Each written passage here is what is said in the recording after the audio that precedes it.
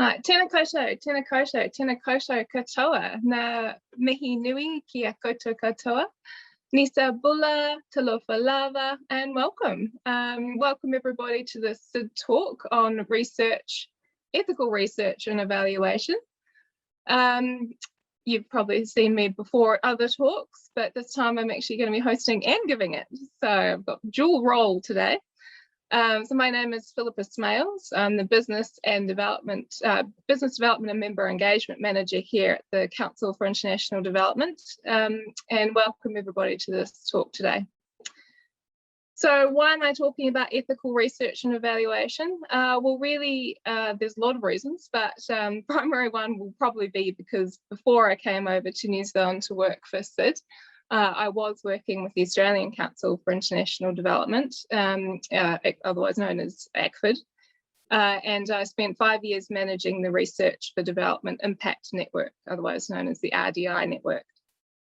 So as part of working with the RDI Network, I got involved in ethical research and evaluation, which I saw there was a bit of a gap in that area. So I did a project with ACFID and with the Department of Foreign Affairs and Trade, otherwise known as DFAT, to work a little bit further in this area. So when I came on board, ACFID already had what they called a principles and guidelines for ethical research and evaluation, but they didn't have much more in terms of the guidance of how to apply that or use that in everyday work. So that was something that I decided to do a lot more work in and do some further guidance. All right, so in preparing for this talk, because I know more about the Australian context, I thought it might be good to also know about the New Zealand context in terms of ethical research. So I had a little bit of a dig through and I found a few things. So the first one is the Health Research Council, the Research Ethics Guidelines. Now these have been updated really recently, actually just this year, which is really good to see. The Health Research Council guidelines, they are guidelines on what's required for ethical approval and the ethical approval process with ethics committees.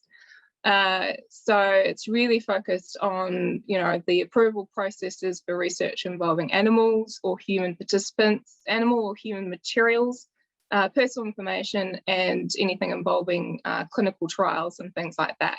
So those of you who work at NGOs that have a health focus or a medical focus probably know about these research guidelines, but for other NGOs that aren't health focused, you probably may not really know about them. Another one that's come up that I found was on the National Ethics Advisory Committee, and that one was the National Ethical Standards for Health and Disability Research and Quality Improvement. Now this one's from 2019. That one helps all researchers foster awareness of ethical principles and adherence to more rapid translation of research into clinical practice and health service delivery. So again, very much a health focused one. And of course, health was a focus of research ethics originally because, any kind of research that involved, medical things is a little bit more, I guess, there's a little bit more ethics involved in that, and coming out of some problems that they had a long time ago in the past in terms of doing medical trials on people. Some a little bit more specific ones for our context. So Te Aratika Guidelines for Maori Research Ethics. This one's a little bit older, but it outlined a framework for addressing Maori ethical issues within the context of decision making for ethics committee members. So again, for those ethics committees, but it can also be used more broadly. And then there's a Royal Society Code of Professional Ethics, Standards and Ethics from 2019. So this one is really for those who are working under the Royal Society or have funding from the Royal Society and aims for an advancement and promotion of science, technology and humanities, and therefore have a code of professional standards and things for all of their members. And then there's also the New Zealand Association for Research and Education. They have some ethical guidelines for decisions and practice of all the members. in their association for those who are focused on educational research. And there's the Research Association in New Zealand Code of Practice, which again is for members of the association. So really you've got sort of a couple of types there. You've got the ones, the health ones, and then you've got these ones that are for, you know, for the members of professional associations. So in the same line, we've also, of course, got the CID Code of Conduct, which is also for members. So again, it's specific, but unlike these other ones above, it is actually specific for you know, the international development and humanitarian aid sector, which is where it differs a lot from the ones above, which are more general and specific to research in particular. So thinking about looking at the CID code and where research and evaluation ethics comes in, I found that it comes in a few points. So you'll see there, sorry, I do keep looking over here because my screen's over here. So the CID code does talk in a few points about evaluation in particular, but also about design. And I count monitoring and evaluation as a type of research, because research is really when you're doing any kind of, you know, data analysis or asking people questions, interviews, surveys, any of that kind of thing where you're looking up more information or trying to get more information. I count research really broadly, so I count monitoring and evaluation as part of research. Also design as well, I often count that as research too, because when you're doing design, you're normally including things like baseline data, you're probably looking at your evaluations, you might be talking to people and discussing it. And so, you know, there's a lot of research that goes on in the design of a project, well, there should be, anyway, to make sure that's evidence-based. So you'll see there in the code, for those of you who can read that, there's a couple of bits where it does talk about design, and it talks about monitoring and evaluation. So under the accountability to primary stakeholders, under the quality approach, and also under addressing agenda as well. And I know there's a review currently happening with the Code of Conduct, so it may pop up in the other areas as well. All right, so why is it important?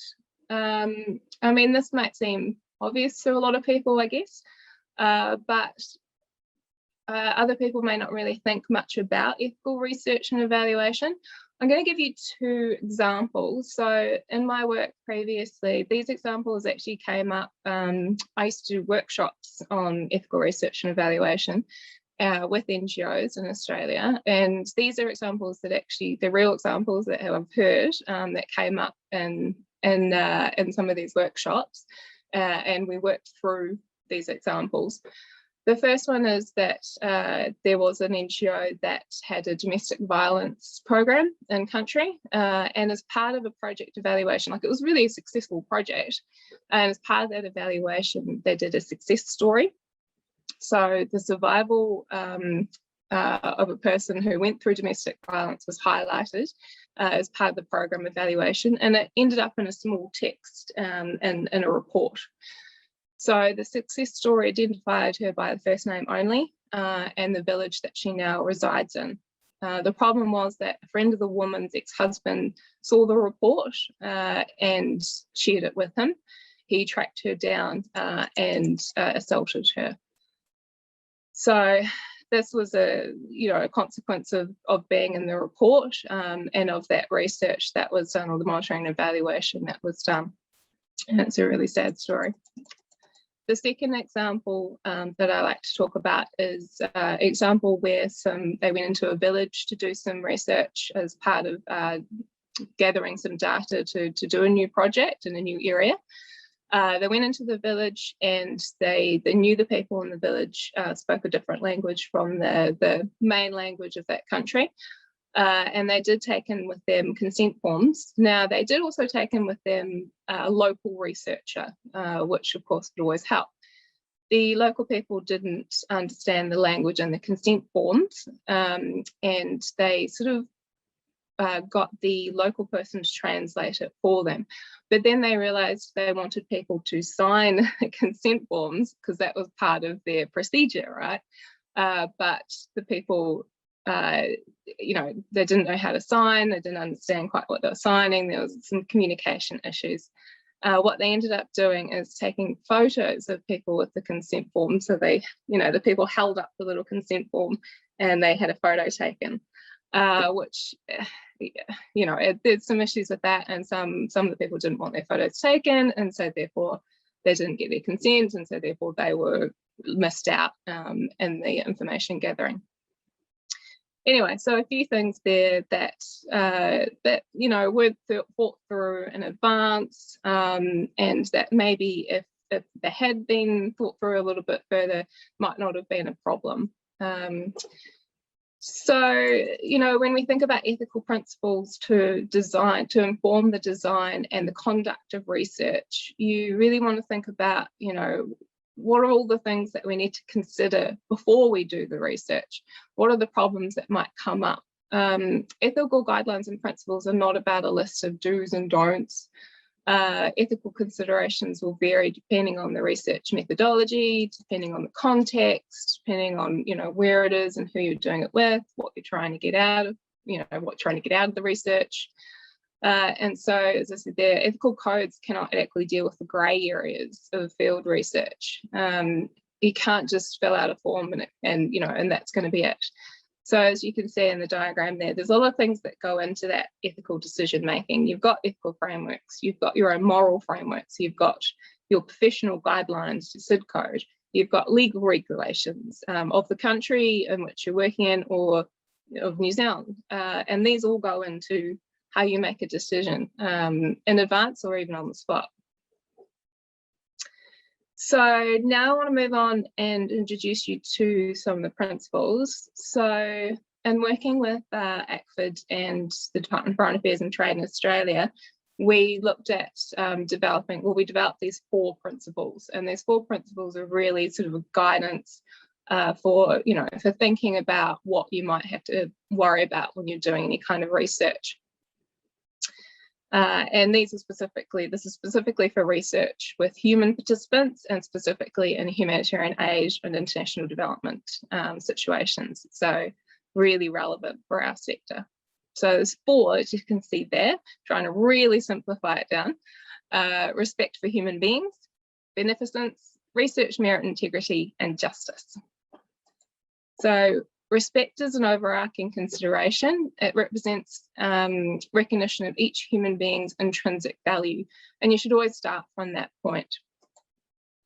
Beneficence is an action that is done for the benefit of others, the expected benefit to participants, or the wider community, which justifies any risk of harm or discomfort to the participants. So just like the reason why we do any kind of international development or humanitarian aid intervention, we're doing it for the benefit of the people. So research should be exactly the same. It should be for their benefit, and that should be the only reason we're doing it. And that will justify any risk of harm or discomfort, because, you know, anytime you're doing any kind of work overseas, there is always risks. Research is deemed to have merit if it is well justified, if it meets relevant quality criteria, and is conducted by persons or teams with sufficient experience and competence. So you're getting in the right people, basically. And then research integrity, that's secured by the research and the research funder or commissioner's commitment to genuine search for knowledge and understanding. So it's about doing it for the right reasons and in the right way with the right people. And then you have justice. So justice is really about equity.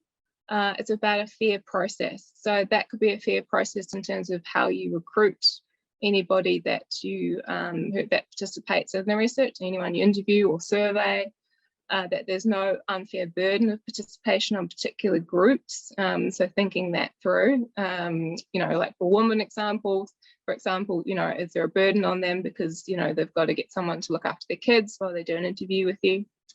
Fair distribution, access to the benefits of participation in research.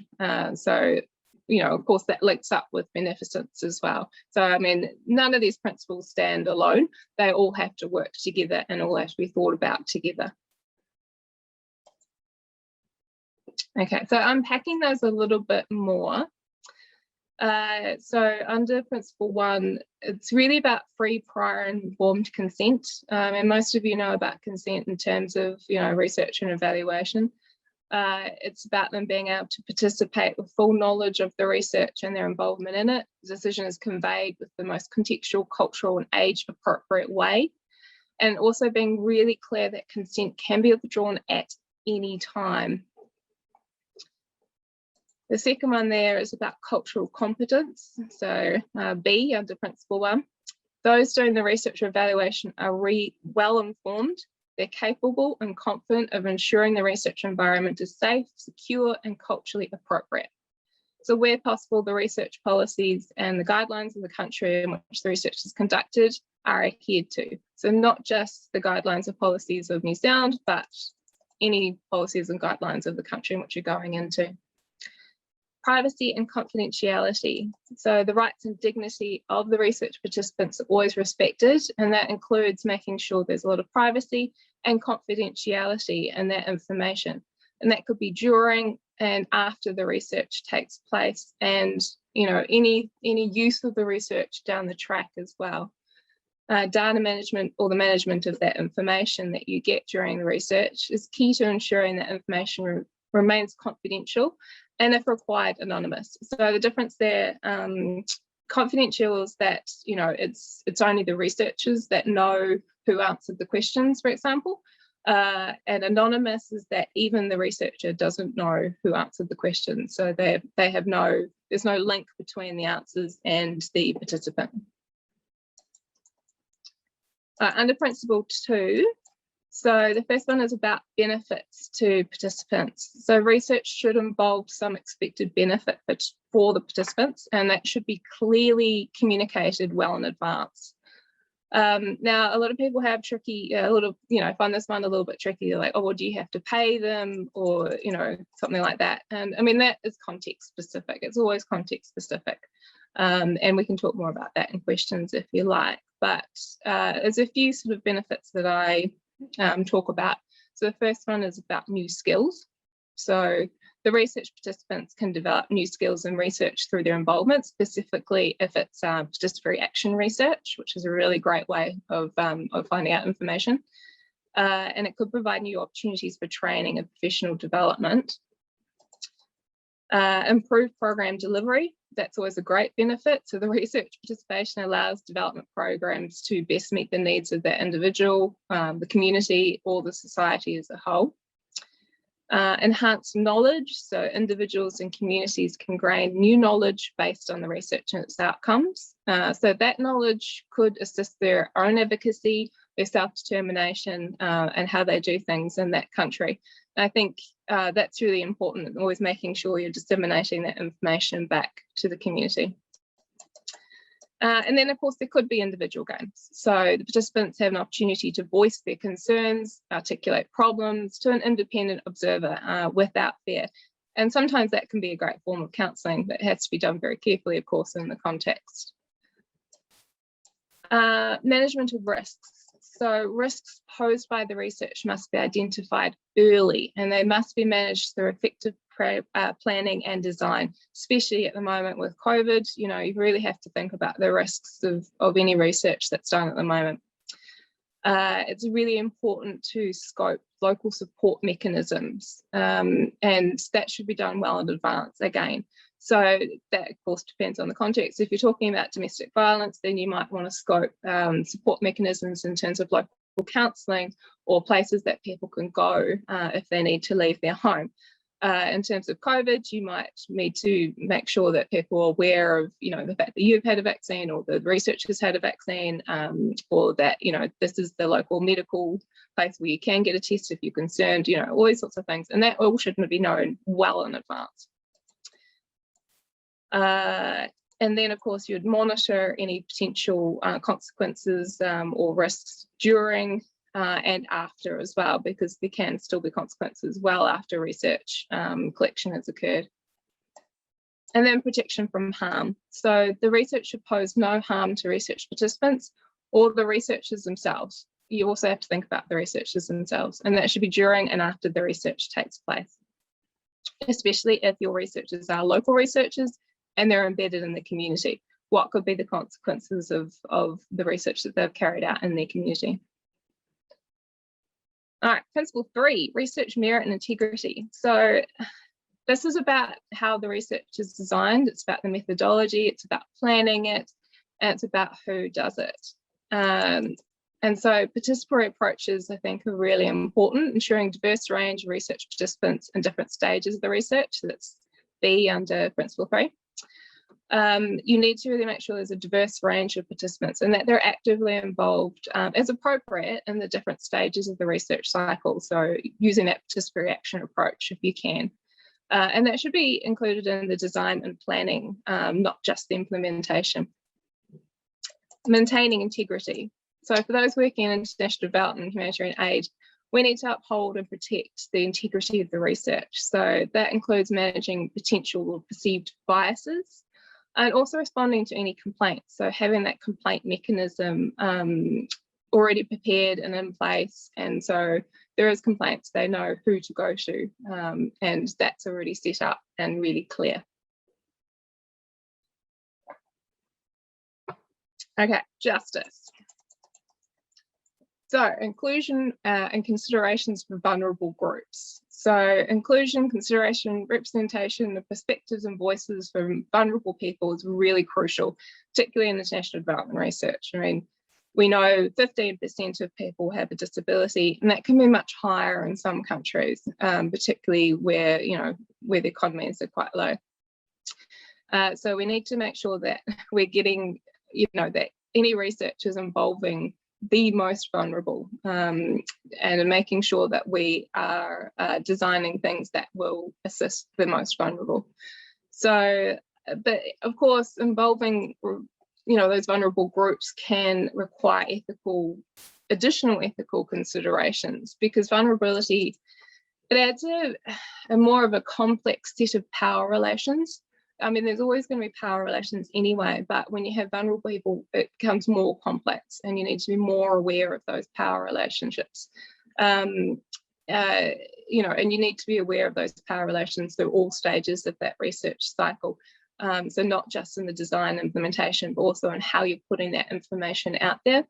And so you need to think about that in advance. And then equitable and inclusive involvement. So how participants are selected and included in the research, it needs to be done in a careful way. And vulnerable groups shouldn't be excluded without a valid reason. And it shouldn't just be because it's a bit hard. You need to really go to extra effort to try and include them as much as possible. Participants shouldn't be excluded because of barriers that have not been considered or addressed, and I'll talk more about that in a little bit. Also, no unfair burden of participating on individuals or groups of people. You don't want anybody taking part in the research being burdened by by taking part. And then finally on that one, the dissemination of research. So I think it's super important to make sure that you're disseminating the research back to the people who participated in the research as much as possible, in an appropriate way that's accessible for everybody who participated, in a way that they can use it to advocate for themselves and their communities. All right, so that was some of the principles, but as I said before, any principle, it's not a do and a don't, it's just a guideline really. So how do you apply these principles? How do you think about these principles in practice?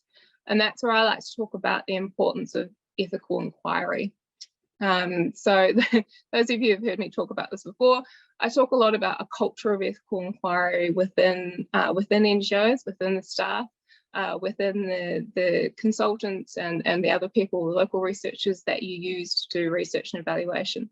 A culture of ethical inquiry is really important. So yeah, ethical challenges and issues differ from community to community and context to context. So there's no easy set of one size fits all rules to follow, and that's not what these principles were. So you need to develop a strong sense of self-awareness and reflexivity. So really reflecting on what you're doing, why you're doing it, how you're doing it, who's doing it. who's going to be involved, you know, really thinking that through and being really self-aware of your own biases, of your own culture that you've come from and the culture that you're working in the situation.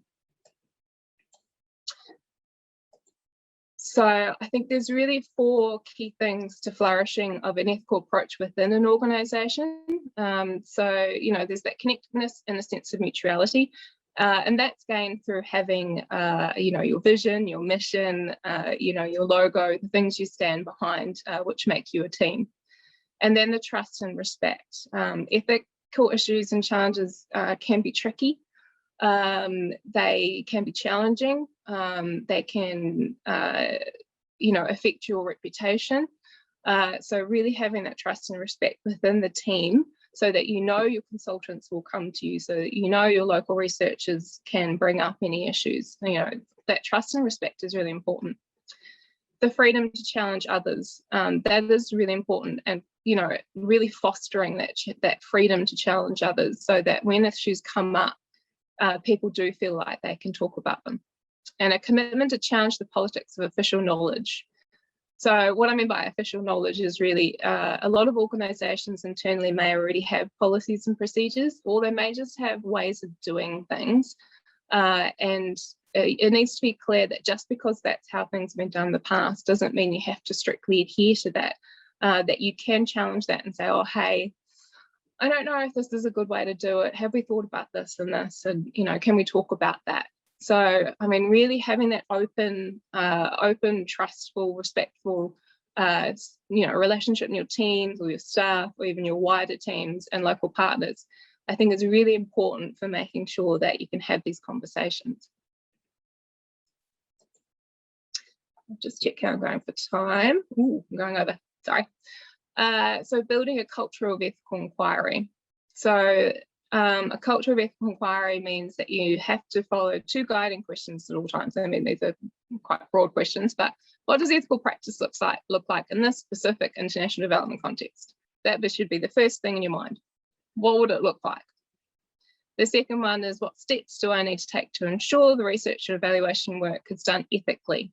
And, you know, and that's when you consider your 4 principles to give you some things to sort of think through. Oh, have I thought about this? Or have I thought about that? You know, and you need to have this culture of ethical inquiry throughout that full life cycle. So at all points. So before you do anything, when you're doing your design, when you're doing your planning, through the implementation, but even at the end when you do your dissemination, at all points. So I do have a couple of examples to work through. I might just get through these really quickly so we have plenty of time for questions. So unpacking these a little bit more, the first one I was going to look at was informed consent. So I know a lot of people want more information on that. So it's a really basic requirement of any kind of more formal research, and it's really about participant knowing why you're doing the research, what the research is about, what's going to be used for, all that sort of thing. And I like to say there's a few different ways of being able to give informed consent, and it doesn't have to be just written. It can be verbal, it can be activity based, and it can be question answer. I know a lot of people are very hesitant about doing any kind of form of consent that's not written, but of course if you're working with people with low literacy or who you know, are disabled or have any kind of, or the children, for example, then you have to think about different ways of being able to consent, so you can still talk to them, so you can work out how to best address, you know, whatever development need is going on in that situation.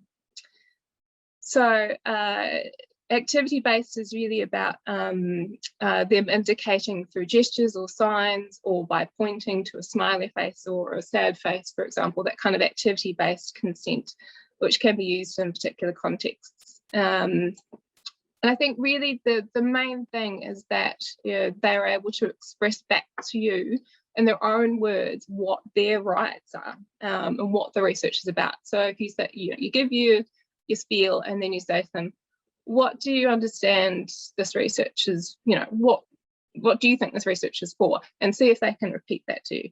And you ask them, all right, you know, what do you think your rights are in this situation, and see if they can repeat that back to you. You ask them, is it true that you can withdraw at any time? And you sort of ask questions like that to make sure they're actually, not just ticking a box or yes, I understand, but you actually know they understand. And I think that's the most important thing with having informed consent. And research merit and integrity, and again, I can talk more about this as well, I think, if I want to get to question time, but it's really about doing those participatory approaches. And when it comes to people with a disability, thinking about if there's any barriers. So the other thing that comes up quite a lot is reasonable accommodation. Reasonable accommodation or reasonable adjustment is something that's required. And that's about specific support or modifications that may be requested by a person with a disability in order to address a specific barrier that they have, which means they can't participate on an equal basis with others. So reasonable accommodation while doing research or surveying or interviewing can be as simple as making sure that the surveys that are sent to them are actually accessible in an accessible format, that they're easily readable by a sight reader. It could be ensuring that if there's any diagrams or pictures or photos as part of the context, that there's a full description in the captions. It also could be, for example, with COVID at the moment, of course, I know a lot of people are doing focus groups or interviews and things over video conferencing. So it's really about making sure that everybody can join that video conferencing at the other end. It's about things like making sure there's no really bright lights. I know I sometimes have trouble when people have like a really bright spotlight behind them or a really bright window. It does, affect your eyes. Having noise in the background, having more than one person talk at once. Well, that's difficult for any of us really to understand two people when they talk at once. And things like, if you're doing a screen share, making sure you send things in advance so people can read them, download them, and think about it in advance if they need that extra time. So I'm really kind of done with my main talk at this point. So if you do want more information, you can have a look at the RDI Network website. So there's what we call the starter kit. It's like an online course where you can click through and you can download things. It's all free. It's all just on the website. We tried to make it quite low bandwidth as we could, so it would be accessible to everybody. And then there's the principles and guidelines, which I just finished updating. You can see in August, or of course contact me. I'm really happy to be a resource for everybody on this, and to answer questions anytime, or come and talk to you in your office or anything like that, because this is something that I've been working on for quite a long time, and it's something I'm quite passionate about. So I might stop sharing. There you all are. That's better. Couldn't see you all. All right, so I guess I will open it up for questions at this point. So do feel free to put stuff in the chat. I can see the chat now, so please do put some questions in the chat. Otherwise, do feel free to just unmute yourself and ask away.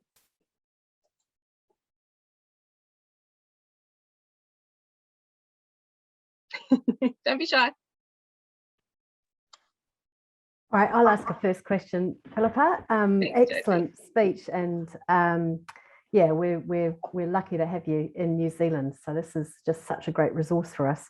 I just have a quick question, because it's often troubled me about doing research in country. When you're doing qualitative research, should you be thinking also about local ways of capturing qualitative research? So we think of focus groups, but that's, would you do that? Would you think about doing that differently if you're trying to get that kind of research? And how do you go about that if you're working with a partner and in a country that you're not necessarily fully familiar with? Yeah, so that's something you tackle during the design phase. So again, you would ask your local partner. So what does your local partner think? What's their advice? It depends again.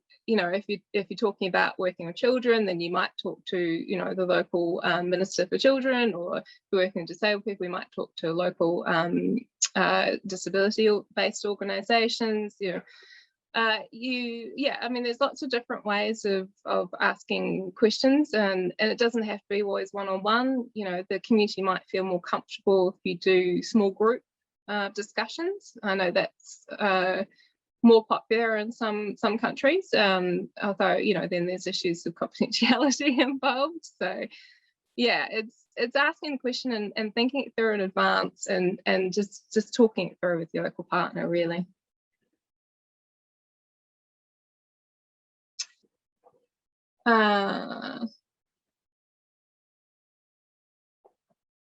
Right, I'm not seeing much coming through in the chat. Hi, Philippa. Hi. Hi, it's Fiona here from Child Fund. Thanks so much for that chat. That was really, really good advice there. And I really like the 4 principles. I think that we could really involve that in our practice. I was just wondering if you have any good examples about dissemination of information back to communities.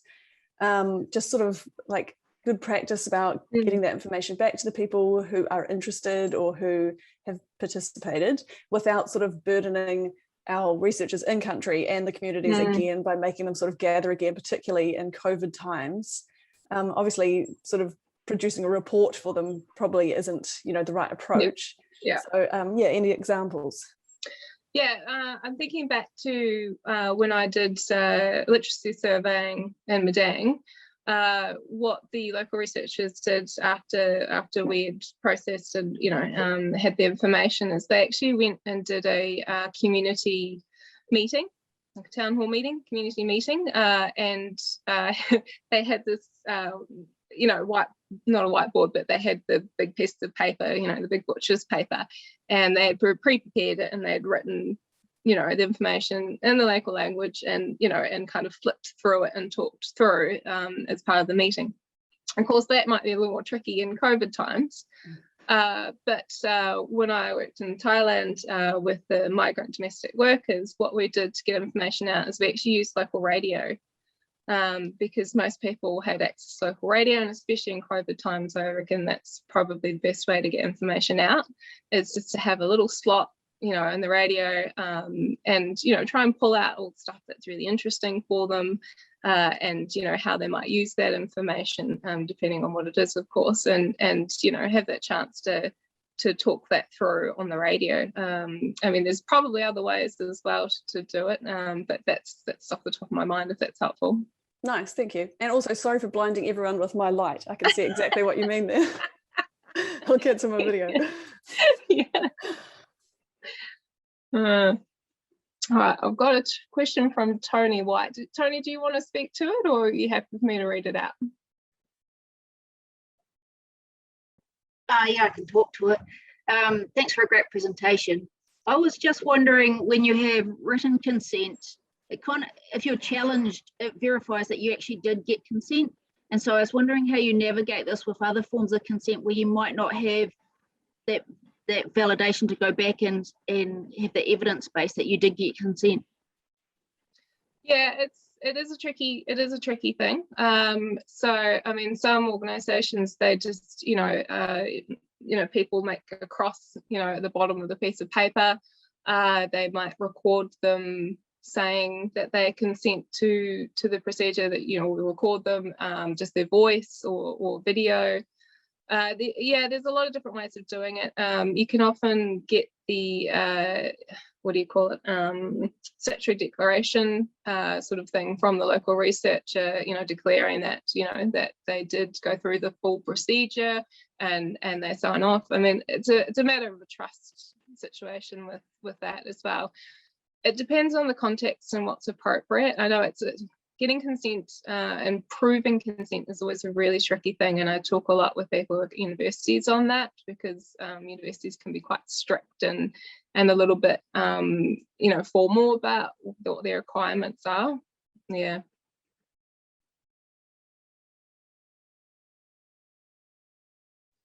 Thanks. Is that helpful? Sorry.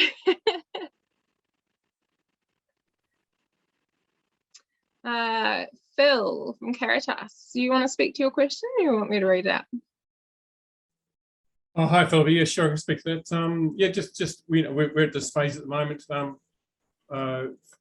We always would like more money, but there's good money coming through for some of our negotiated partnership partners at the moment. And in several cases, we're doing some baseline setting, particularly in some parts of Southeast Asia. Just looking really specific comment on how to ensure open and free informed consent amongst communities where we don't speak the language, and even our partners may not speak the local language. And everyone in the room, so to speak, is aware there is potentially a lot of money being attached to this 5-year program. Wonder if you've got any specific. I mean, obviously we're trying to go into this as informed as we can, but we're contractors. We're not doing this work ourselves because of COVID and a little bit of travel, for example. And so it's kind of like, it's sort of abstract, but it kind of needs to be also very present in how we're managing our informed consent of communities that have been questioned and so forth. So sorry, a lot on that, but any sort of comments? Thank you, appreciate it. Well, I mean, first off, you're going to have, the people doing the research, they're going to have to find someone who does speak the local language. I mean, it's just not going to be possible otherwise. But otherwise, I mean, in part of the design phase and working with whoever's doing the questions in country or surveying or research in country, I mean, it's really having those discussions about what they think informed consent is. I find that sometimes if you go in and say, this is informed consent, this is what you do, they'll just be like, oh, okay. And then they'll do it their way. So I think sometimes going in and saying, what do you think informed consent is? How do you normally do conformed consent? And then getting that information from them and saying, oh, okay, but maybe we'll just change it a little bit, and include this or do this a little bit differently. I think having those conversations back and forth is really important, and having that trusting relationship where they can sort of disagree with you, I think, is also very important. I'm just thinking of an example in my head. I think this was from CSIRO in Australia, but they had an example where they were doing some work in the Philippines, and the local researchers there were quite experienced. And they, there was an agreement around the consent procedure and how that would be done. And they found out, the CSIRO found out quite later after the fact that actually there had been an extra step that they hadn't realised, because what the researchers had done is they'd gone into the community and first gotten consent from the chief, of the village, and the person in charge of the village, and there's always extra considerations around that, because once the chief or the person in charge of the village says yes, then is there any undue pressure on everyone else to then say yes? And and there's a lot of extra considerations around that. So you have to know what is the sort of command chain, I guess, in the community where you're going into, and where those risks might slip in as well. So I think just conversations, a lot of conversations around these things. If you think of it in advance, then you can ask the question, and if you ask straight out, then the information comes out, whereas otherwise partners might just assume certain things are happening or not happening, or they don't, you don't know what's going on. So I think this, thinking these things through in advance, just arms you and just gives you opportunity to think about these things and bring out these questions and concerns which might come up. Is that helpful? Yeah, thanks so much, Philippa. Appreciate it. Cheers. Right. Anyone else, please just feel free to turn your mic on and ask away. Oh, hello. Sorry. I'm Annie. Thank you for your presentations. I really enjoyed that and very informative. And I got a question for you. And you mentioned that one of the principles is you conduct a research in ensuring a safe and secure and culturally appropriate research environment. So do you have example about give us an example about you conduct research in one culture environment? So an example of how we made sure it was culturally appropriate. Yeah. Any culture. Yeah. Any culture. I'm trying to think of an example. So some research I did that was quite difficult. I spoke with migrant domestic workers in Taiwan and Taipei, and they had come from mainly Thailand and Philippines and Burma at the time and some other countries, and they was basically in a church safe house for domestic workers. So obviously this is quite a complex environment. People were traumatized, you know, there's a lot of different languages being spoken. Though I think pretty much all of them spoke English as well. You know, so doing research with them is, you know, it's a little bit tricky. So I had 3 local researchers that we worked with, one that was Filipino, one that was Thai, and another one which was I think she was actually Cambodian. But anyway, we talked a lot with them. They were actually domestic workers. They had very, very good they're working for really great people, luckily, in Taiwan, who allowed them to take weekends off. And so, but they had friends and contacts in the community. They understood what had been going on, and they had also been supporting and helping out at the church. So they knew a lot of the people that were there. And because they had that trusting relationship and came from the same background, they understood. So really, we had a lot of conversations, but the implementation was done completely by them. I was not involved in the implementation. I was there to support them and to ask the questions and to think things through, you know, but I didn't actually do the implementation because it wouldn't have been appropriate in that situation. And, you know, and we talked through how to ask the questions and what questions to ask, and you know, because we wanted to get the information to be able to help them, but you know, but we didn't want to re-traumatize anyone. So it was, yeah, there was a lot of thinking through, a lot of prior discussions, and in the end, you know, you have to trust your research. You know, you have to trust your researchers' instincts on this, because they knew best how to approach and to you know, to work with the people and you know, in this environment. Thank you for your That's all right. information. Yeah. The other thing I was thinking about is with the reasonable accommodation for people. I know that with a lot of NGOs, they, you know, you have budgets, and I find that a lot of people then end up in a situation where they want to have reasonable accommodation for people with disabilities, but you know, the expense is something they haven't thought about in advance. So I really think that during the design phase, you really think about the vulnerable people in the community that you want to be able to talk to, and how you might reach them, and add an extra budget for that reasonable accommodation. Add an extra budget for, you know, for example, a van to pick them up and bring them to, you know, to where you're going to interview them, or for the researchers to have a van to get around to the different houses. You know, think about, do you need to give, you know, have some food for people to be able to, you know, talk to them, or do you need to, you know, what else do you need to think about to be able to remove those barriers in terms of removal accommodation? And if for any reason you decide it is outside the budget, or just too hard to be able to reach certain sectors of the community, then really explaining that and being really clear and honest up front.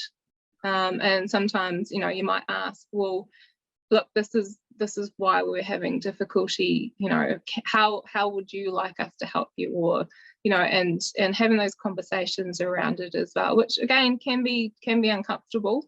But if you have that good open relationship with your researchers or consultants, then hopefully you can work through those issues.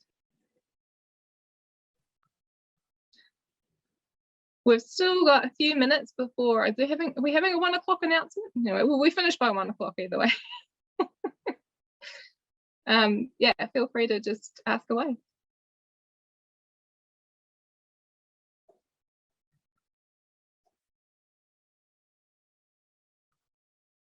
Philippa, just one quick last question. It can be really hard if you're working in an environment where you know there is a particularly vulnerable group or a particular group that isn't included culturally for some reason. And I guess the way you get around that is in the design phase, but that can be quite political, can be quite challenging. For example, if you're in an environment where you know women are not encouraged to come forward and share experiences or speak. You know what is it? I guess it's all in the design phase, but yeah, that's challenging, right? Yeah, an example I think about is where they were doing research in a community in India, and of course you have different castes in India, and you have some which normally wouldn't be in the same room as others, or potentially they would be sitting on the floor where others would be sitting on chairs, you know, things like that, which is quite discriminatory. And that researchers, you know, coming from backgrounds like us would feel quite uncomfortable, very uncomfortable with. So again, having those conversations, and, you know, is it more appropriate for a local person to be asking these questions, or is there going to be too much bias involved? And what caste is the person who's asking the questions? Because they will, of course, you know, the information they get will be very different. And then thinking about, well, is it better to have someone completely independent asking those questions? And in some situations it will be better to have someone completely independent ask those questions, because you'll get different information coming out because you're not involved in the context itself. So yeah, you really got to think through those situations. And that's why, I mean, the principles just give you a starting point to think about all these things, so you don't end up in a really uncomfortable situation at the time, or so that you don't find out after the fact that the information your local researchers have gotten is, you know, was not appropriate or done in a strange way, or, you know, that sort of thing. So it's really just giving you that ability to think things through in advance.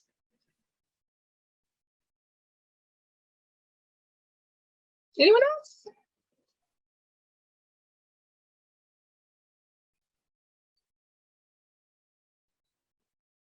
No, all right. Everyone's a bit quiet today. Well, you've probably got things going on in your background, I'm sure. So I'll just put my email in the chat so that everybody has that.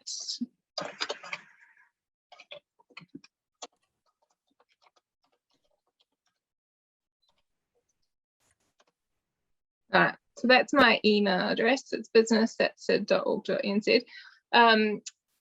You can also just, you know, contact me if you have any questions, you know, or if you think about something down the track and you think, oh, you know, I'd like to know more about that. You know, I'm really happy to talk with any of you further around anything that I've brought up today, or any other questions that you have that are related. Philippa, someone's just asking, can you use the guidelines right now? And I guess the answer is yes. Oh yes, they're all freely available on the RDI Network website. It's very easy to download it. It's all free. So yeah, please do use it. RDI Network would be very happy, I think, if everybody was using it. Especially because it has been updated recently, as I said, and it does involve a little bit more about the issues with COVID and things that have come up. So yeah, no, please go ahead and use all those resources. All right. Well, thank you, everybody, and yeah, do feel free to reach out after this session, and the session has been recorded, so you will be able to share it with people as well who might find it useful.